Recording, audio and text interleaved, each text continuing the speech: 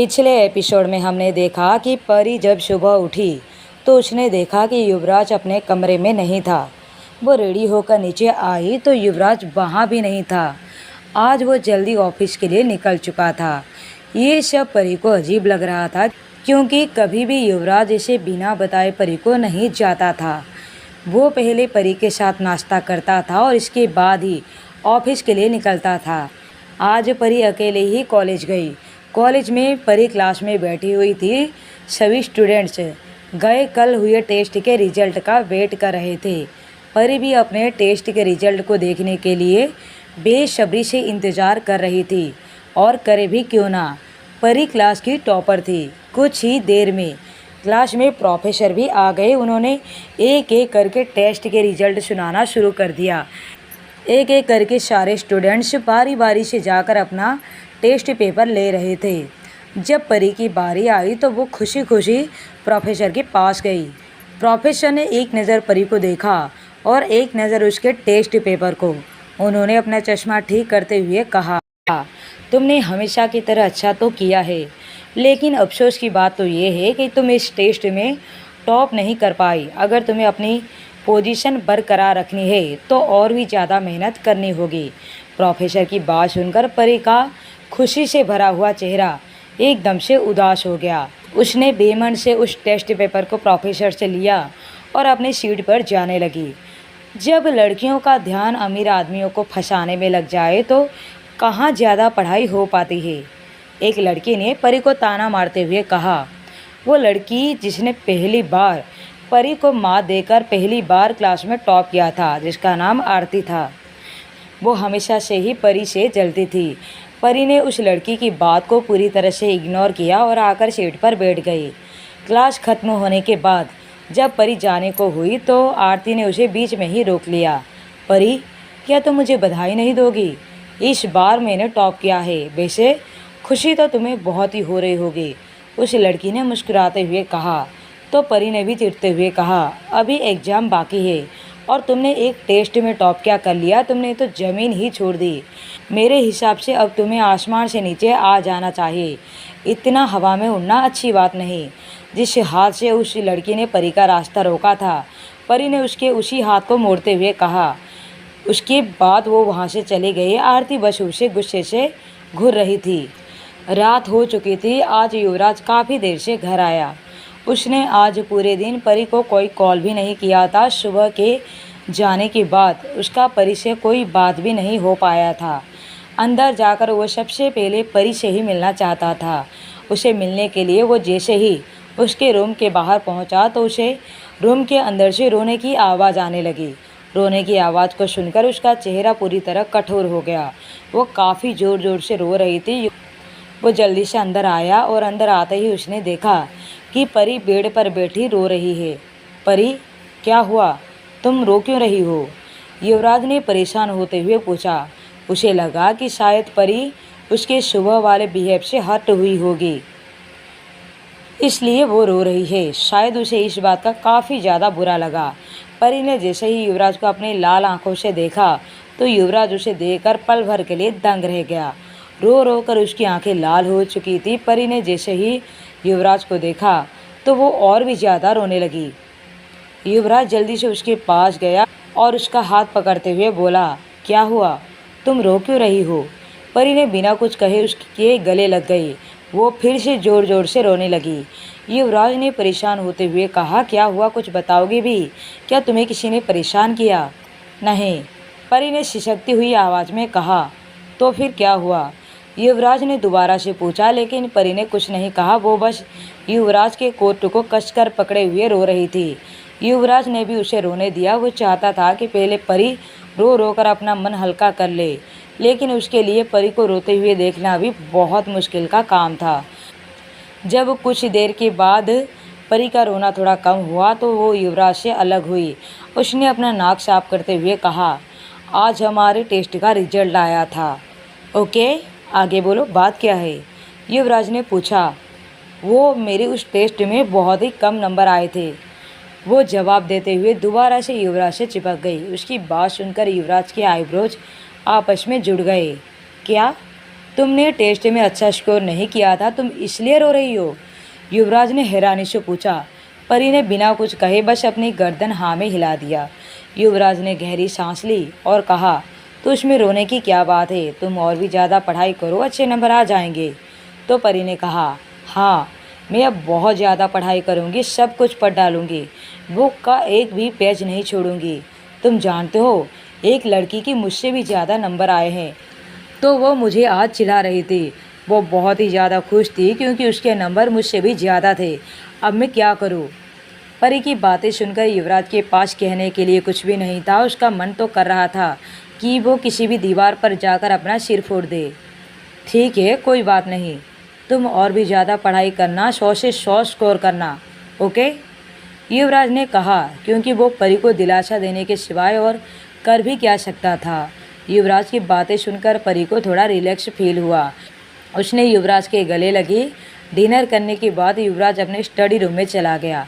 काफ़ी देर के बाद वो स्टडी रूम से निकला तो सीधा परी के रूम के पास आ गया।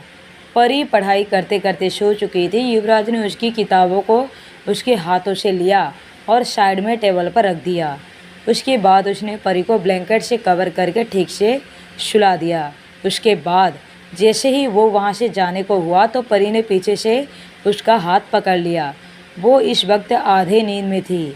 युवराज, तुमने कल मुझसे वादा किया था कि तुम मुझे अपने पास सुलाओगे, क्या तुम भूल गए? परी ने धीरे से कहा।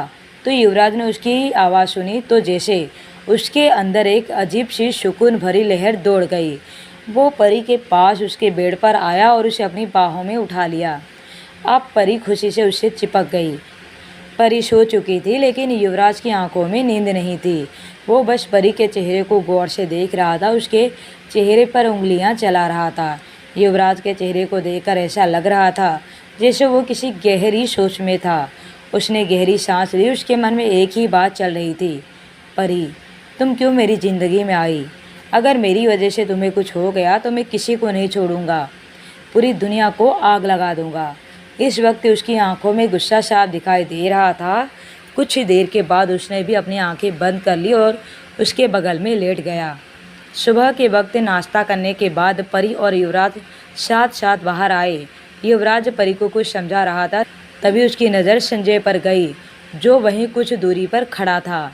उसको देखकर युवराज की आंखें छोटी हो गई। उसने परी को कार में बिठाया और खुद उसके पास आ गया। काफ़ी दिनों के बाद आए हो गया तुम्हारा काम? और ये तुमने मुंडन क्यों करवा रखे हैं? युवराज ने संजय के पास आते हुए कहा। तो संजय ने अपनी नज़रें झुकाते हुए कहा, हाँ वो आजकल गर्मी काफ़ी ज़्यादा बढ़ गई है, बस इसलिए। अरे क्या हुआ, तुम अपनी नज़रें झुका क्यों रहे हो? युवराज ने हल्के से डेविल स्माइल करते हुए पूछा। उसकी बात सुनकर संजय के चेहरे पर पसीना आ गया।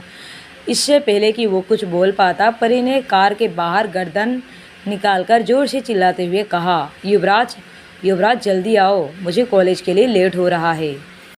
युवराज जाकर परी के साथ कार में बैठ गया और वो लोग वहाँ से चले गए। संजय इस वक्त कुछ परेशान था, जैसे उसकी असलियत युवराज के सामने आते आते रह गई। उसने गहरी सांस ली, किसी को कॉल किया। देखो, उस लड़की पर नज़र रखो, वो अभी तो युवराज के साथ जा रही है, पर लौटते वक्त अकेली लौटेगी। उसका बॉडीगार्ड भी अभी हॉस्पिटल में है, यही मौका है, जहां अकेली दिखे उठा लो, कहकर उसने कॉल कट कर दिया। यहाँ परी कॉलेज में पहुंची तो परी के साथ साथ युवराज भी कार से उतर गया। परी ने अब उसे नाराज होते हुए कहा, युवराज अब तुम जाओ, मैं कोई छोटी बच्ची नहीं हूँ, मैं जा सकती हूँ खुद। अब क्या आज भी तुम क्लासरूम तक छोड़ने आओगे? तो युवराज ने कहा, ओके, नाराज मत हो, मैं जा रहा हूँ, अपना ध्यान रखना, कहकर युवराज आगे बढ़ा और परी के लिप्स पर अपना लिप्स रख दिए। वहाँ खड़े स्टूडेंट्स तो उन्हें देख ही रहे थे, पर लड़कियाँ वो तो जेल भुन ही रही थी। कितना रोमांटिक है ना यार ये। आखिर इस लड़की को इतना हैंडसम बॉयफ्रेंड पता नहीं कहाँ से मिल गया। परी को भी काफ़ी शर्म आ रही थी, पर फिर भी उसने उसे नहीं रोका। युवराज कार में बैठकर चला गया। परी कॉलेज के अंदर जा ही रही थी कि उसे सामने से तनु और रिया मिल जाते हैं। तनु ने कहा, वाह यार, कॉलेज की सारी लड़कियां सही कह रही थी, तेरा बॉयफ्रेंड तो वाकई बहुत हैंडसम है।